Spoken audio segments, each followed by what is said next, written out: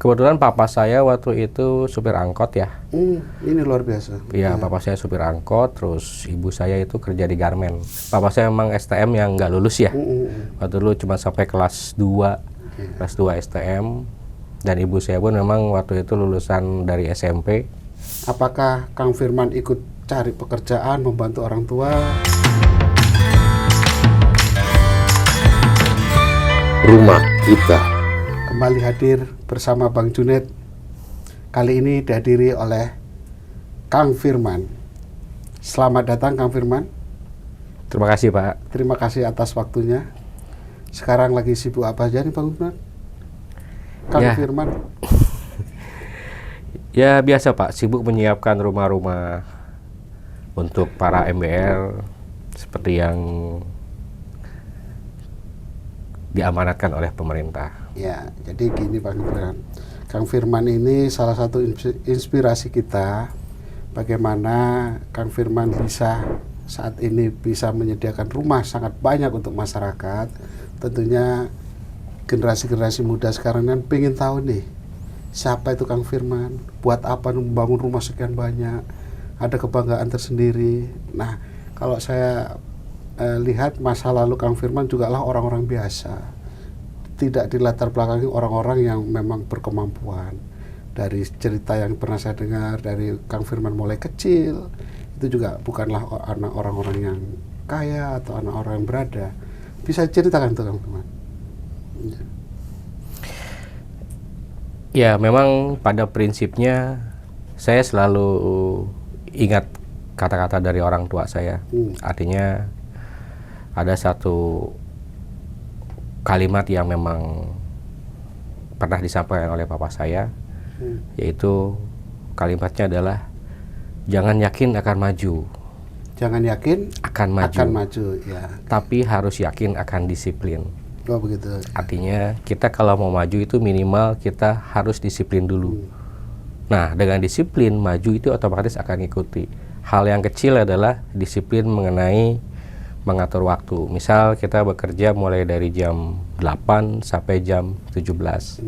Nah, sebisa mungkin itu memang saya selalu waktu masih dulu menjadi karyawan itu pasti saya sampai kantor tuh pasti jam 7 tuh. Ya. Bangun ya tiap hari. Setiap hari jam 7 itu sudah sampai kantor, Pak. Iya. Nah, pulang itu paling cepat itu sudah pasti jam 17. Nah, itu aja yang hal kecil yang sudah mulai saya ikuti. Nah, selebihnya itu semuanya akan mengikuti. Seperti contohnya kita berkomitmen dengan orang. Intinya kita tetap harus disiplin dengan apapun dan dengan siapapun. Nah, itu pesan orang tua ya. Iya, pesan nah, orang kalau tua. Sekarang Kang Firman ini sebenarnya dari beberapa ini apa? Kakak beradik itu berapa sih jumlahnya dan umur sekarang berapa Kang Firman? Saya usia saat ini 44 ya. Iya. 44, saya 3 bersaudara. 3 bersaudara. Ya, kakak perempuan, adik perempuan. Iya. Ya. Kalau orang tua dulunya statusnya pekerja swasta, PNS atau apa? Bapak? Kebetulan papa saya waktu itu supir angkot ya. Ini luar biasa. Iya, papa saya supir angkot, terus ibu saya itu kerja di garmen. Iya. Jadi memang waktu terutama waktu masih SD nih, Pak. Kebetulan papa saya supirnya tuh supir yang ngalong. Ngalong tuh kerjanya tuh mulai dari malam, sore ke jam pagi. Malam ya. Iya, nah ibu saya tuh kerja di garmen kan, dia masuknya tuh pagi. Jadi mulai dari jam 8 sampai jam 4 atau jam 5 sore. Nah, jadi beliau tuh aplusan nungguin rumahnya. Jadi kurang lebih ya memang papa saya memang kebetulan papa saya memang STM yang nggak lulus ya. Waktu dulu cuma sampai kelas 2, kelas 2 STM. Dan ibu saya pun memang waktu itu lulusan dari SMP. Jadi ya memang bisa kerjanya di garmen dan bapak saya supir. Iya. Gitu. Nah, kalau terakhir pendidikan Kang Firman apa ini? Saya S1. S1 bidang? MIPA Kimia. Nah, artinya disinilah letak nilai plusnya dari orang tua yang supir angkot, ya kan, ibu yang bekerja karyawan garmen, bisa menyekolahkan anaknya hingga perguruan tinggi. Itu Kang Firman dan adik-adik juga sampai ke perguruan tinggi semua? Iya, kakak saya S1, S2 dia S2 ekonomi. Kebetulan saat ini kakak saya itu kerja di Pemda Bogor. Ya. Nah, waktu orang tua itu katakanlah penghasilannya juga pas-pasan. Apakah Kang Firman ikut cari pekerjaan, membantu orang tua untuk memenuhi ya katakan uang saku sendiri? Iya. Ada itu. Ya, jadi mulai SMA saya memang sudah nggak tergantung dengan orang tua. Mulai SMA. Jadi memang itu sudah mulai ya belajar mandiri lah. Ya. Gitu. Jadi pas saya mulai kuliah itu otomatis sudah mulai bantu orang tua juga. Kebetulan saya kuliah juga memang dapat beasiswa saya waktu itu. Jadi memang dapat beasiswa terus dapat uang saku juga. Di universitas mana kan? Di Politeknik Gajah Tunggal. Gajah Tunggal tuh di Jatake, Tangerang. Oh iya. Jadi waktu tahun 97 itu kan memang Gajah Tunggal kan masih besar ya, Pak. Nah, di sana itu ada yang namanya pendidikan khusus untuk grupnya Gajah Tunggal. Grupnya Gajah Tunggal. Jadi memang di situ memang saya memang nyari kampus yang tidak bayar dan dapat uang saku. Gitu, dapat tempat tinggal juga. Nah, setelah Kang Firman ini yaitu kerja keras Kang Firman artinya sekolah pun dengan kemampuan sendiri ya paling dukungan orang tua untuk mensupport. Nah, setelah Kang Firman kuliah ini pernah nggak mengalami jatuh bangun? Tentunya habis kuliah ini kemana? Jadi pengangguran atau apa? Atau cari kerja kemana? Nah, kita akan membahas itu sampai Kang Firman nantinya jadi pengusaha properti ya kan. Nah, setelah kuliah Kang Firman ini kemana? Sebenarnya saya kuliah nggak selesai tuh. Yang di Gajah Tunggal ini. Nggak selesai. Karena apa itu, Pak? Penyebabnya karena memang pertama dengan sistem yang nggak cocok dengan saya. Artinya sistem di Gajah Tunggal itu memang kan sistem militer ya. Semi ya? Ya, semi militer. Terus satu SKS dia tuh 90 menit. Bukan 45 menit. Apanya nih? Sistem kredit semesternya. Untuk mata kuliahnya. Dan di sisi lain, saya kan kebetulan di SMA, saya masuk ke SMA Plus. SMA Plus itu saya waktu di Semakbo ya. Sekolah Menengah Analis Kimia Bogor. Memang itu saya SMA-nya 4 tahun. Sebenarnya dengan kondisi tahun 97, dengan saya lulusan SMA saja, itu saya bisa mendapatkan pendapatan tuh sekitar 500.000 pada waktu itu ya, per bulan pada waktu itu. Nah, kalau di Gajah Tunggal Group dengan ikatan dinas 5 tahun, itu saya bisa mendapatkan di 400.000. Sudah plus 3 tahun kuliah. Nah, saya dari situ kayaknya terobsesi juga nih ngelihat teman-teman saya yang gajinya sudah 500 tapi saya masih kuliah. Pas lulus pun saya gajinya cuma 400.000. Jadi mulai keganggu, akhirnya nilai saya memang hancur waktu itu. Jadi memang di Gajah Tunggal ini memang disiplinnya luar biasa. Jadi yang saya bisa dapatkan di Gajah Tunggal ini adalah sebenarnya dari sisi disiplinnya ini yang bisa saya ambil. Berikutnya melanjutkan kuliah selesai? Nah, setelah itu saya langsung kerja, Pak. Saya nggak lanjutin kuliah dulu. Kenapa saya kerja? Karena kan kondisi orang tua yang nggak memungkinkan untuk saya kuliah ngambil dibiayai oleh orang tua. Jadi saya harus kerja dulu. Lalu 3 bulan kerja saya baru ngambil kuliah yang program extension. Dari teknik kimia saya pindah ke kimia MIPA. Kimia MIPA ya. Kimia MIPA di Bogor juga sama, tapi swasta. Tapi selesai ya. Ya, saya kerja waktu itu di perusahaan galvanizing, pelapisan besi ya. Karena saya background saya kimia, jadi saya kerja di laboratorium kan. Nah, setelah itu karena kerjanya kena shift, jadi saya harus pindah cari kantor yang non shift. Akhirnya dapatlah saya kerja di Pangeran Jayakarta di Jakarta Pusat, di Gunung Sahari. Apa itu? Itu laboratorium, jasa laboratorium. Mungkin kalau Ketum kenal Sukovindo, nah mirip itu ini ya? Swastanya. Gitu, ya, swastanya. Kebetulan memang jasanya di bidang pertambangan. Di berapa tahun Pak Kang Firman itu? Saya kerja di situ mulai dari tahun 99. Saya kan keluar 99 sampai dengan tahun 2006 kalau nggak salah. Di pertambangan ya? Iya. Nah, Kang Firman kan sekarang di dunia properti. Iya. Nah, ketika masuk dunia properti itu di tahun berapa dan pernah nggak mengalami kegagalan sebelumnya? Saya masuk dunia properti itu 2013. Pertanyaan saya, modalnya dari mana, Kang Firman? Modalnya. Ini untuk memotivasi anak-anak muda kita, jangan sampai nanti berpikir anak-anak muda itu mau jadi pengusaha itu ribet banget, harus modal besar. Ini yang kita harus bangun ke anak-anak muda, sehingga anak muda itu berpikir banyak peluang sebenarnya di sekitar dia, ada potensi-potensi untuk bisnis. Nah, kira-kira seperti apa, Kang Firman? Ya, modalnya tuh kebetulan memang saya ketemu dengan orang yang cocok. Orang yang cocok dalam arti memang dia bukan pemilik tanah juga, tapi dia bisa memediasi dengan pemilik tanah. Nah, jadi di tahun 2013 itu sebenarnya saya akuisisi lahan itu seluas 7 hektar tuh. Akuisisi lahan yang masih ini ya? Kosong. Masih kosong? Iya, masih kosong. Nah, istilahnya ketemulah yang namanya mediator.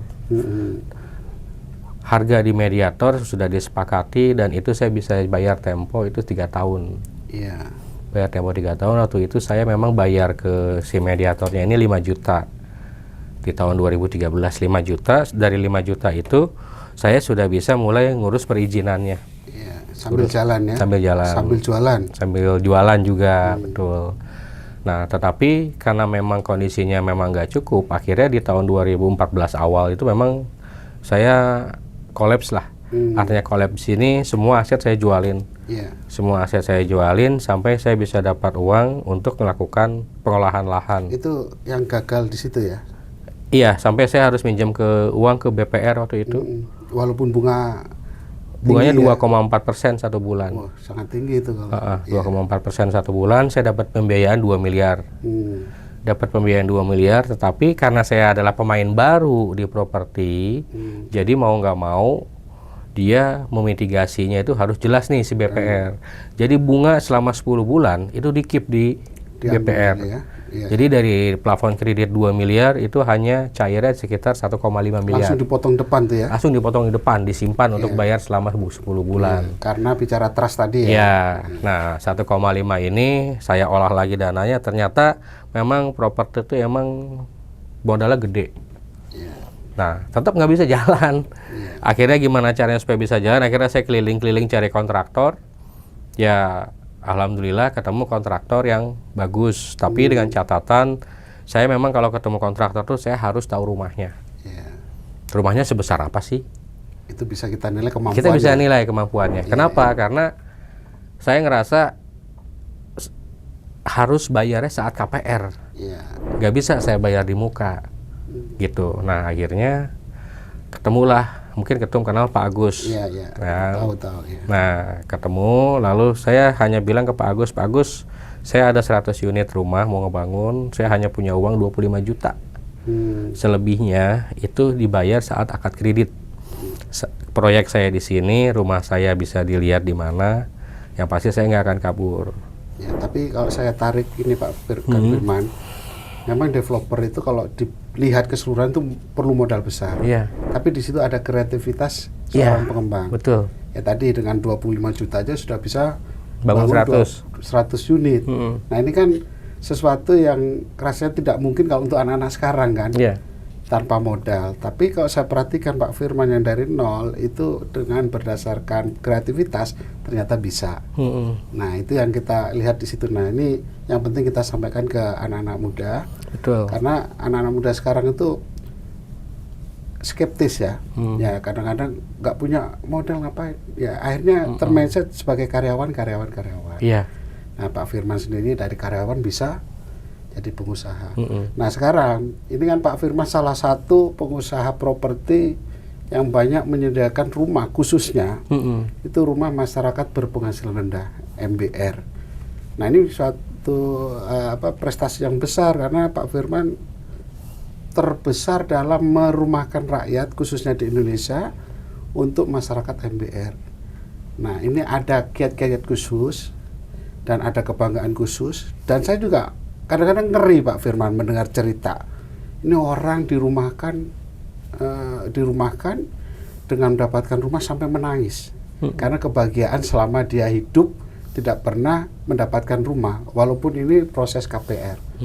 Nah, itu yang coba Pak Firman bisa nggak mulai gimana triknya kita terus kebanggaannya atau hambatannya sekalian ketika kita berurusan dengan masyarakat MBR yang perlu perhatian dari kita. Ya. Ya. Ya, sebenarnya bangga sekali ya. Apalagi kalau misalkan pas saya keliling proyek, keliling ke lokasi rumah yang sudah akad kredit, itu pas ngelihat rumah itu ditempatin, itu tuh ada rasa bangga dan senang gitu. Kenapa? Karena saya sudah nyiapin rumah, akhirnya mereka direalisasi kreditnya dan rumahnya itu ditempati.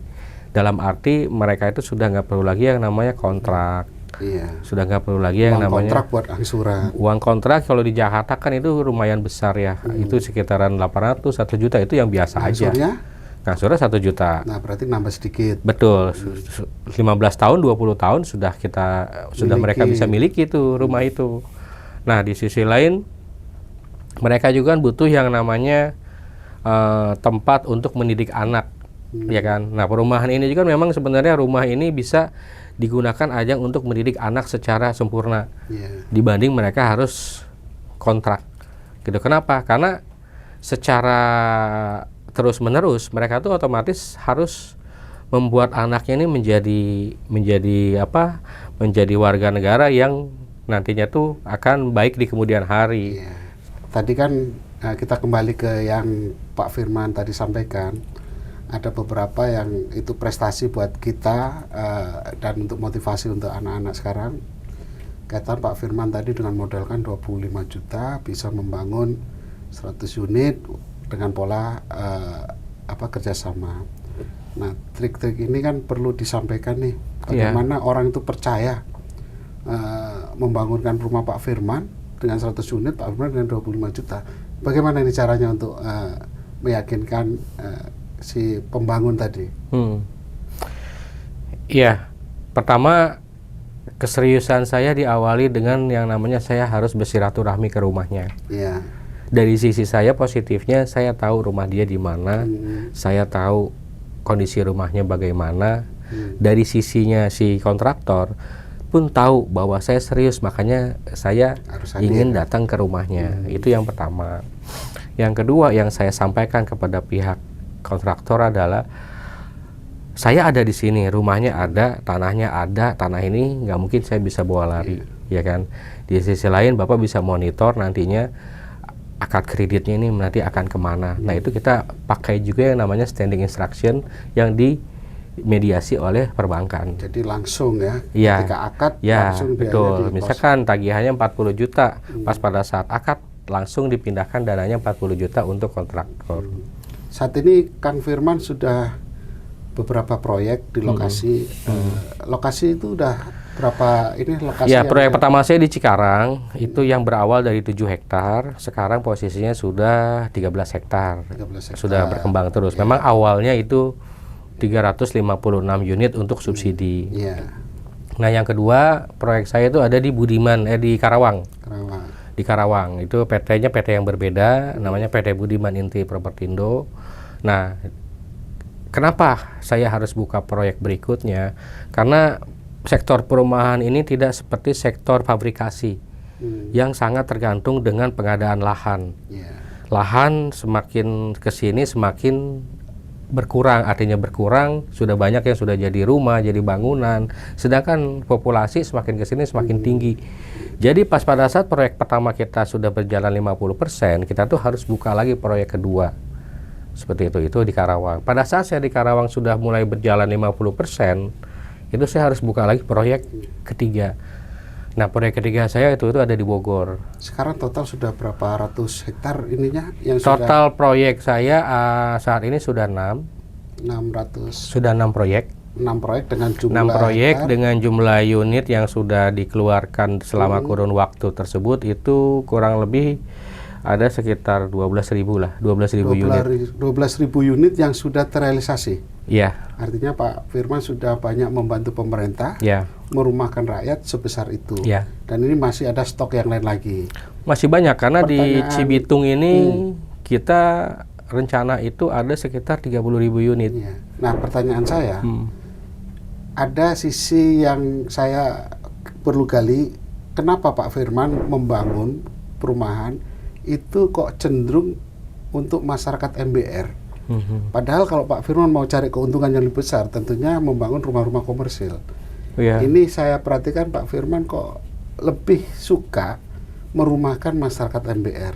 Nah ini kalau nggak ada panggilan hati, karena setahu saya membangun rumah MBR itu marginnya sangat kecil. Nah ini kan perlu orang yang betul-betul panggilan hati. Nah menurut Pak Firman ini seperti apa ini kok bisa maunya membangun rumah MBR saja deh? Iya. Ya. Jadi memang ya itu seperti yang sudah saya sampaikan tadi, ngebangun rumah MBR itu ada rasa bangga sendiri, Pak. Ada rasa bangga sendiri, kita ngelihat orang sudah punya rumah sudah sangat senang. Apalagi pernah saya melakukan yang namanya negosiasi dengan perbankan. Kenapa? Karena secara kemampuan si orang ini memang tidak mampu, tapi rasa ingin punya rumahnya tinggi. Rasa ingin punya rumahnya tinggi, akhirnya posisinya itu adalah ditolak oleh perbankan. Tapi dengan negosiasi dan akhirnya dilakukan beberapa pembicaraan dengan bank, akhirnya orang ini disetujui dan memang effortnya besar, tapi nilainya kecil buat orang lain ya hanya 160 juta. Tapi saya sampai turun untuk ke situ karena kenapa? Karena ngelihat orang itu tuh ingin punya rumah. Dan sampai saat ini pun orang yang katanya tidak bankable saat ini pun nggak nunggak. Nah itu rasanya bangganya luar biasa. Tertarik lagi nih bicara bankable ya, tidak bankable. Masyarakat kita itu kan lebih banyak UKM dan pedagang keliling, itu tentunya di perbankan itu kurang mendapatkan perhatian. Karena memang ketidakbankable-nya terkait masalah administrasi dan lain sebagainya. Nah, apakah Pak Firman membantu masyarakat itu untuk mengurusin administrasi kaitan contoh pedagang keliling yang nggak punya pembukuan, ya kan, nggak punya administrasi yang baik? Bagaimana kiat-kiat supaya masyarakat kecil ini tetap menikmati fasilitas rumah bersubsidi oleh pemerintah? Iya, betul. Jadi memang pada saat UMKM ini masuk ke kita untuk ngambil rumah, memang dia nggak tahu apa-apa, terutama di dalam laporan keuangan. Nah, di situ kita mulai ngarahin si calon debiturnya ini, dan minimal kita mewawancara, sales saya itu mewawancara. Pra-analisa gitu ya? Iya, mewawancara sebelum berkasnya masuk ke bank. Di sisi lain, kita bertanya, Bapak sehari dapat berapa? Bapak belanja berapa? Bapak kehidupannya berapa? Nah, itu udah mulai kita catat, akhirnya jadilah laporan keuangan sederhana. Laporan keuangan sederhana ini yang kita berikan kepada bank. Cuman permasalahannya, banyak yang UMKM ini yang belum punya rekening. Tabungan maksudnya? Tabungan. Nah, itu yang kadang menjadi kendala. Tapi sedikitnya kita sudah mulai bisa memberikan edukasi kepada perbankan bahwa memang nggak semua UMKM itu punya rekening perbankan. Karena dia uang itu berputar. Uang itu berputar terus. Dia kayak jualan cendol, dapat uang malam, paginya udah belanja, dia bikin lagi, udah jualan lagi. Ya dia juga nggak sempat untuk ke bank. Tetapi yang perlu dicatat adalah perbankan perlu yang namanya melakukan evaluasi terhadap debitur UMKM ini. Berapa banyak yang NPL, berapa banyak yang tidak NPL. Setahu saya, kalau saya analisa di perumahan saya, mereka ini lebih aware terhadap angsurannya. Karena gini Pak, lebih peduli terhadap angsurannya. Karena saya perhatikan UMKM kalau ngambil rumah itu betul-betul dia takut kehilangan rumah itu. Yes, betul. Karena betul-betul dia menyisihkan uangnya itu, keseriusannya itu betul-betul jangan sampai rumah ini tidak terangsur. Betul. Malah saya perhatikan persentasenya lebih kecil NPL-nya. Nah ini kita coba membuka perhatian perbankan untuk mengambil peran di situ, sehingga masyarakat kita itu kan dia seluruh masyarakat punya hak hak yang sama. Cuman mungkin karena administrasi yang dia mungkin tidak mumpuni di situ. Nah Pak Firman ini kan kalau yang saya dengar dari perbankan merealisasikan rumah itu hampir rata-rata 1.500 setiap tahunnya untuk MBR ya. Ini kan pernah nggak dapat penghargaan dari instansi yang contohnya yang sekarang, kalau dulu Kementerian Menpora, sekarang ini prestasi Pak Firman mendapatkan ini sebagai pengembang yang merumahkan rakyat sekian banyak, pernah nggak dapat itu? Ya pernah, dari BTN pernah, dari BJB juga pernah. Iya. Kalau dari pemerintah saya dapatnya dari realisasi Sikasep ya. Iya. Jadi Sikasep kita sempat menjadi nomor 1 nasional. Jadi yang Antrian konsumen banyak ya? memilih ke perumahan saya itu jadi nomor 1 terbanyak. Iya. Gitu. Realisasi untuk FLPP pun pernah menjadi nomor 1 nasional juga. Iya. Untuk FLPP ya, tidak termasuk Iya. SSB dan BP2BT. Di perbankan saya pernah nomor 2 nasional di BTN luar kebetulan. biasa, Iya. Gitu. Kalau bicara ini kan Pak Firman ini, kalau saya perhatikan ini konon katanya pengelolaan perusahaan itu tidak banyaknya perusahaan di grup Pak Firman itu justru menopang industri perumahannya. Kalau selama ini kan teman-teman kontraktor dari luar, Iya. pabrikasi dari luar. Nah, Pak Firman ini kan mengaturnya sampai produksi bata pun dibuat sendiri oleh anak-anak perusahaan. Nah, ini saya pikir kan nambah beban pekerjaan. Nah, menurut Pak Firman ini apa ini kok tertarik ke situ? Sebenarnya saya mulai tertarik dari hulu ke hilir dibuat oleh grup usaha itu karena tidak kebagiannya kuota. Jadi waktu itu saya kuota material atau kuota itu? Kuota material. Jadi waktu itu kita sempat beli batu, tapi memang hektik sekali waktu itu pembangunan rumah di Kabupaten Bekasi ya. Jadi kita mendapat antrian untuk kendaraan, truknya maksudnya. Nah, mulai dari situ udahlah, kita udah mulai punya truk sendiri. Akhirnya kita punya truk sendiri. Kita truk itu ada 30 unit untuk truk yang biasa mengambil material-material alam. Contohnya kayak batu, pasir, terus batu kapur. Itu dikelola anak perusahaan ya? Dikelola anak perusahaan di grup usaha saya. Lalu yang kedua mulai merambah ke yang namanya batako. Karena kita pembangunannya ini cukup banyak di grup usaha, bisa sampai 1.500-2.000 unit. Jadi kita punya pabrik batako juga. Jadi batako kita sudah mulai punya pabrik saat itu dan bisa memberdayakan warga sekitar untuk menjadi pekerjaannya. Pak Firman, ternyata kehadiran Pak Firman di bisnis properti melibatkan banyak tenaga kerja, terutama padat karya ya. Nah, ini kan perlu pemerintah tahu bahasanya industri properti ini sangat-sangat melibatkan tenaga padat karya. Dan terbukti ya, selalu saya ulang kembali, masa Covid pun terbukti properti sangat tangguh ya. Dan mungkin industri lainnya mengalami bahkan tutup. Nah, industri properti semakin jalan, dan bahkan Covid kemarin termasuk industri yang tumbuh positif. Nah, iya betul.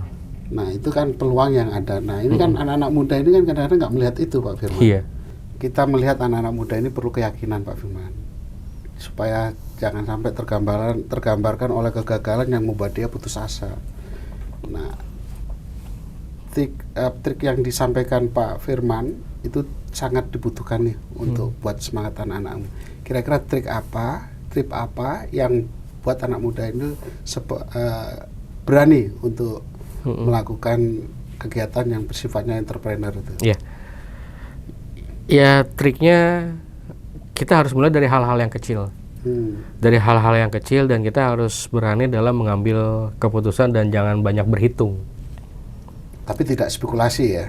Tadi tidak spekulasi, artinya jangan banyak berhitung itu adalah kita jangan terlalu berpikiran bahwa risiko itu nanti kita akan bangkrut atau jadi apa. Buat ketakutan. Betul, jadi ketakutan jadi orang-orang kita itu. Jadi awalnya memang jangan langsung ke yang gede, tapi yang kecil. Dimulai dari yang kecil. Dari yang kecil dulu. Nah, dan kadang-kadang sekarang itu orang-orang selalu berpikir orang ngelihat berhasilnya tuh pas sudah besar, tapi nggak ngelihat pas pada saat kecilnya seperti apa, perjalanannya, sejarahnya dia menuju ke besar itu seperti apa.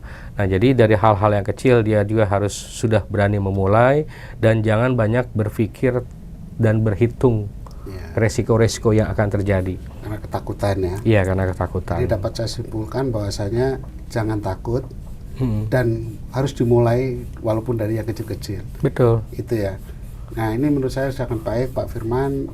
Semoga apa yang disampaikan ini Amin. menjadi pelajaran buat anak-anak sekarang, karena kita perlu, karena masa depan bangsa ini adalah anak-anak muda nanti berikutnya Iya, yang akan betul. mengganti kita. Mungkin ini yang terima kasih atas kehadiran Pak Firman. Terima kasih. Semoga kehadiran Pak Firman ini nanti membuat anak-anak muda semakin semangat. Amin. Ya, atas kehadirannya saya ucapkan terima kasih Pak Firman. Ya.